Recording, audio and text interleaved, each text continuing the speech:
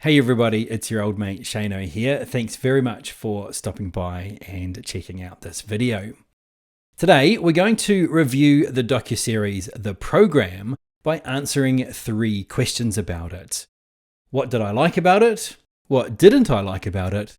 And would I recommend it?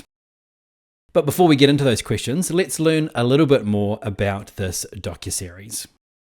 This is a Netflix docuseries that was released on the 5th of March, and it's made up of 3 episodes, each of which is around about an hour long, just a little bit over an hour in fact. Here's the description from Netflix to give you an idea of what's contained within it. Years after being sent to a disciplinary school, a woman still haunted by her experiences exposes the corruption and abuse of the troubled teen industry. In the series, we follow Catherine Kubler and a number of fellow former students of the academy at Ivy Ridge, which is one of these troubled teen disciplinary schools. We follow this group as they discuss their experiences, they confront their past, and they try to get some closure. Now, the first time that I heard about these facilities was actually from Paris Hilton in her documentary called This Is Paris. She talks about this quite extensively, and that was brand new information for me. I never heard of these types of schools. They're sold as being some sort of alternative educational facility to get kids back on track, but in a lot of cases, they have a lot more in common with prisons. So let's get to the first of our 3 questions. What did I like about this docuseries?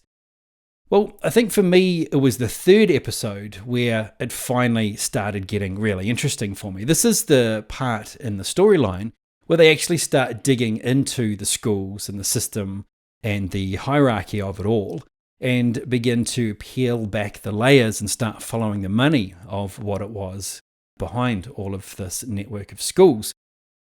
I also liked the scenes, again, in the 3rd episode where Kubler was with her father. It seemed to me by that 3rd episode that she was starting to get some sort of closure and moving towards some sort of reconciliation with her father. So I thought that was a good thing. And I also thought that this is an important story to tell. These kind of schools and educational facilities seem to be all the way through the United States. In fact, beyond the borders as well. The docuseries shows some of these down in Mexico as well. So I think it's important for this story to be told, and whether or not this particular docuseries has a strong impact is yet to be seen. But even if it doesn't knock this thing over, it will at least be another chink in its armour. And for that reason, I think it's an important docuseries to have been made. But what didn't I like about this?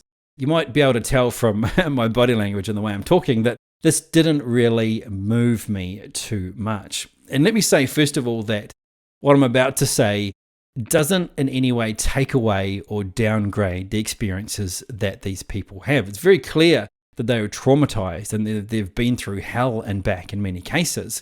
So anything I'm about to say doesn't discount that fact at all.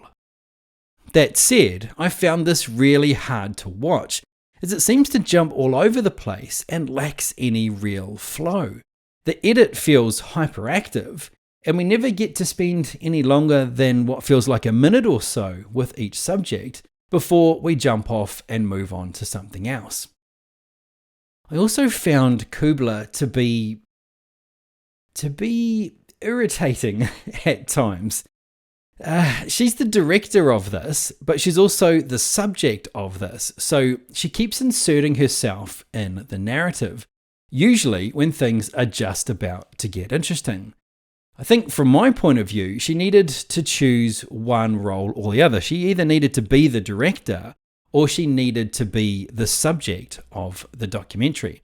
In fact, I think the whole thing would have benefited from having a neutral narrator, someone who, if not was a few steps removed from the events that happened, maybe would have been better to have someone who was completely not involved at all, who could be that neutral narrator at the core of the story to string things along. Another thing that didn't really sit right with me was the length. Once again, what easily could have been a 90-minute documentary gets dragged out into over 3 hours of episodes.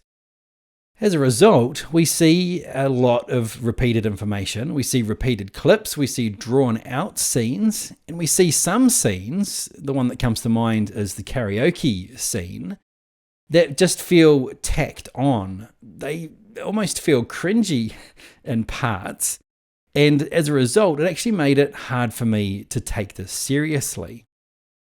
I think a much tighter edit would have been to a great benefit to this documentary. Let's take that 90 minutes as a guideline. You could have had 30 minutes describing the schools and their process. You could have had 30 minutes describing or sharing the stories from former students. And then you could have had 30 minutes peeling back the layers, following the money, and exposing those behind all of this. I think that would have been a much better way to tell the story. I think if they'd done that, then this important story would have been more effectively told. So our last question is, would I recommend it? Well, despite some of the things I've just said, I think yes. I think yes, this is definitely worth checking out. But that comes from a place of this story needing to be told, from these people needing to be exposed, and not from this being stellar, groundbreaking stuff. There's some really good information contained within this docuseries. For example, the CCTV footage, I found that to be quite chilling. And also the archival interviews with the people who created and ran the programs. They were quite fascinating as well. But there's a lot to sit through in order to get to the good stuff. So, what about you? Have you seen this docuseries? What did you think about it? I'd love to hear your thoughts if you've seen it. Well, that's it for this video. Thanks again for stopping by to check it out, and I'll see you in the next one.